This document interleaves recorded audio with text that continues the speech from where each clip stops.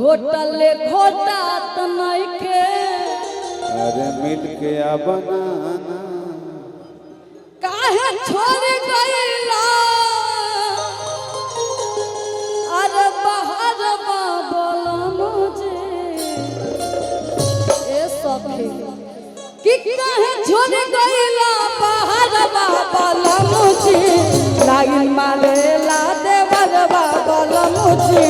Line मारे ला देवर बोला मुझे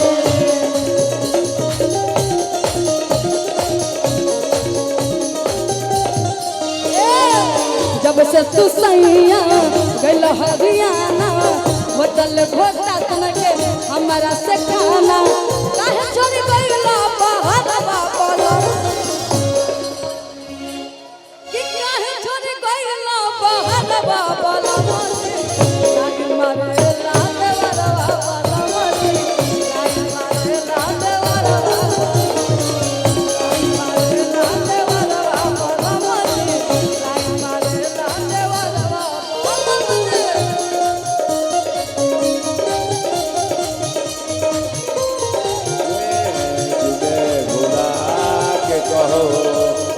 जो भी कहना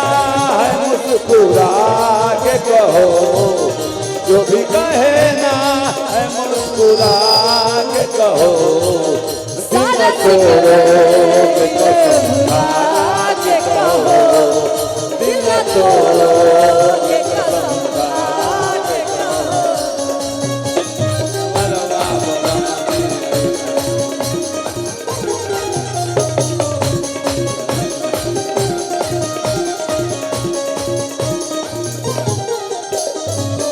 साक्षी किराना स्टोर है और उनके तरफ से 500 रुपया के पुरस्कार है। बहुत बहुत धन्यवाद। साक्षी किराना आपको ऐसा ही चलते रहे और सब लोग का प्यार आप पाते रहे। बाकी औरत बड़ी सुंदर भाव में बताओ तरी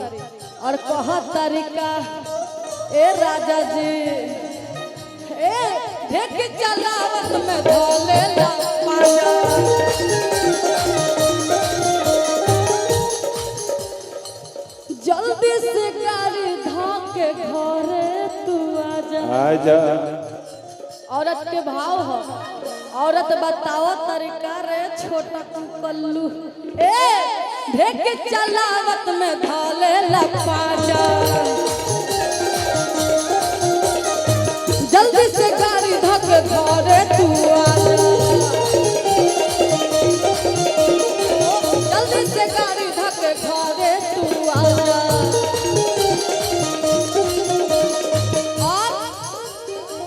लागे कि जान नहीं बची है राजा लुट लिया दिन जवानिया के माजा लागे कि जान नहीं बची है राजा लुट लिया दिन जवानिया के माजा मन कर मारली कटरिया बोलो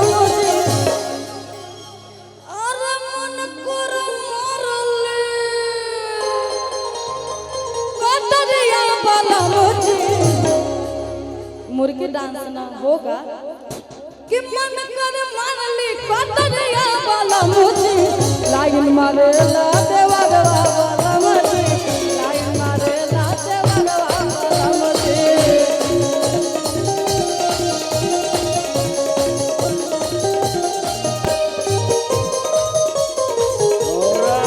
जाके गलियों में जाके दौड़ा घुंघरू बांध लिए घुंघरू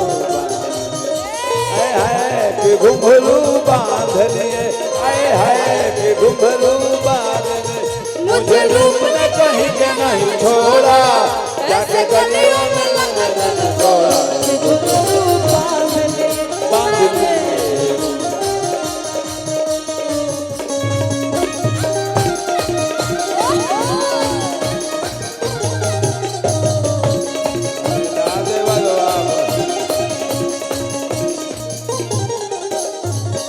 बाकी आगे औरत बताओ तरे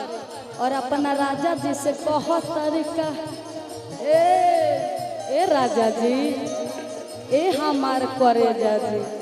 ए हमार दिल के धड़कन औरत को हर तरीका ए राजा जी जाई नहाए तो खिड़की से देखे एक टके हमारा चोलिया पता के जाई नहाए तो खिड़की से ताके एक टके हमारा चोलिया पता के मांगला चुम्मा अकेला में पाके का करबो ए राजा पैसा कमा के मांगला चुम्मा अकेला में पाके का करबो राजा तू पैसा कमा के मन कर मारली कटोरिया बोला हाय दैया आज मन कर मारली कटोरिया बोला मुझे कि मन कर मारली कटोरिया बोला मुझे लाई मारे ला देवर बाबा मुझे लाई मारे ला देवर बाबा